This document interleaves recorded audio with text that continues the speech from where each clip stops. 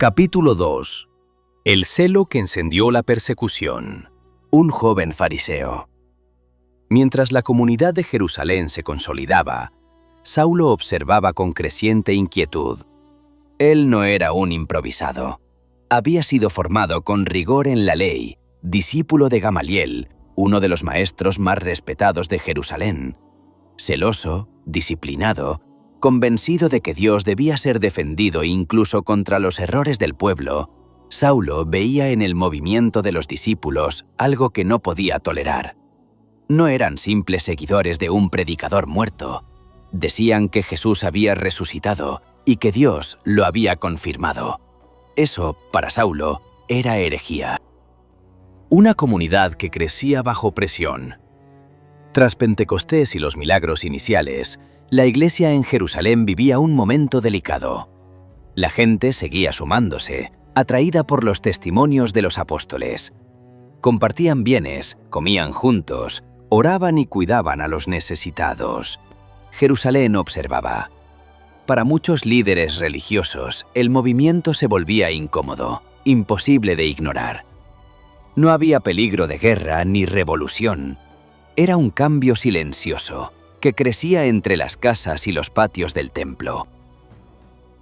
Una mentira que puso a prueba la comunidad. En medio de ese crecimiento, ocurrió un episodio que dejó clara la seriedad de la comunidad. Ananías y Zafira. Eran miembros de la iglesia, probablemente atraídos por la fe y por la estructura de apoyo mutuo. Decidieron vender una propiedad y aparentar entregar todo a la comunidad. Pero guardaron parte del dinero para sí mismos y mintieron al presentarlo, diciendo que era toda la suma.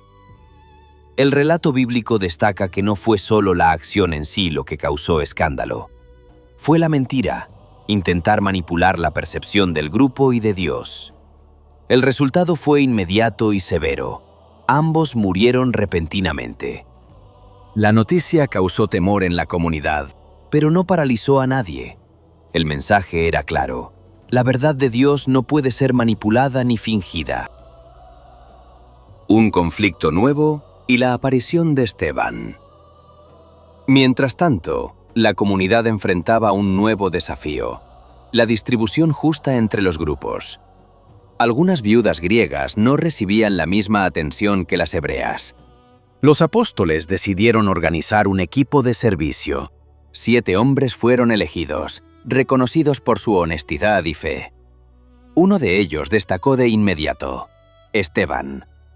No había caminado con Jesús, pero hablaba con autoridad y claridad sobre la ley y la historia de Israel.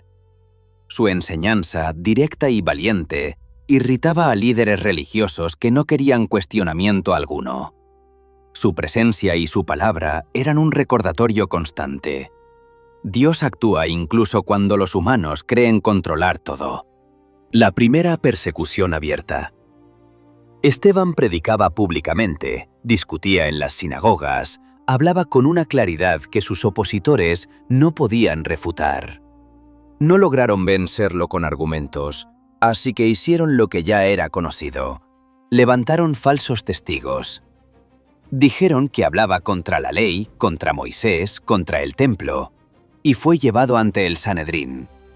Su defensa no fue agresiva. Contó la historia de Israel, mostrando cómo los enviados de Dios siempre habían sido rechazados por el pueblo. Y finalmente, dijo algo que nadie podía aceptar: veo los cielos abiertos y al Hijo del Hombre de pie a la diestra de Dios. Eso fue suficiente para encender la furia. Fue sacado de la ciudad y apedreado. El joven que observa. Entre la multitud que lanzaba las piedras, había un joven fariseo. No golpeó, no gritó, pero cuidaba los mantos de los que mataban, aprobaba, estaba de acuerdo. Ese era Saulo. El celo que sentía no era abstracto, era acción, y estaba a punto de convertirse en historia. La primera acción de Saulo. Tras la muerte de Esteban, la persecución dejó de ser ocasional. Se organizaron arrestos, hogares fueron revisados, creyentes fueron encarcelados. Saulo estaba allí, no como testigo pasivo, sino como participante activo. Aprobaba la muerte. Cuidaba que se ejecutara la ley según su entendimiento. Ese día, un joven discípulo de Tarso, educado en la ley y la obediencia, dio su primer paso concreto. Tomó cartas de autorización y comenzó a perseguir a los seguidores de Jesús. El movimiento que había nacido entre unas casas humildes ya no podía ser ignorado, y Saulo de Tarso estaba listo para enfrentarlo. El celo que no duda. En medio de ese reordenamiento forzado, Saulo avanzaba sin freno. No actuaba solo por órdenes, actuaba por convicción.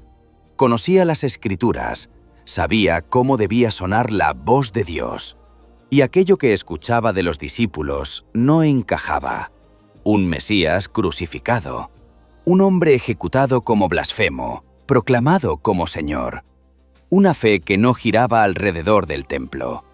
Para Saulo, aquello no era un error menor, era una amenaza estructural.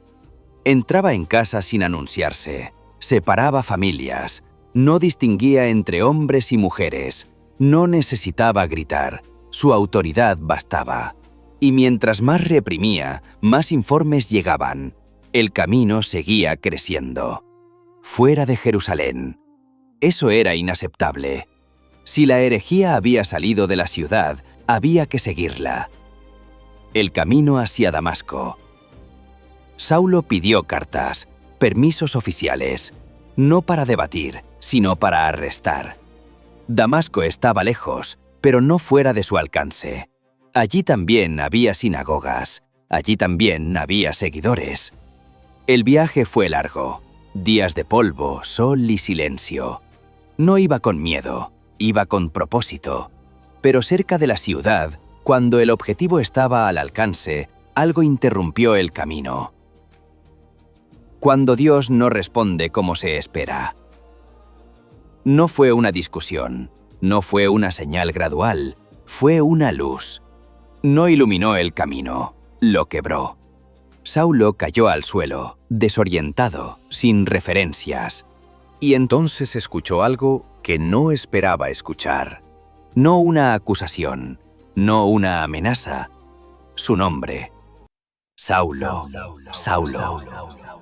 Y luego la pregunta que desarmó todo lo que creía saber. ¿Por qué me persigues? Saulo no respondió. No pudo. Porque por primera vez el perseguidor había sido alcanzado. Y la historia estaba a punto de girar.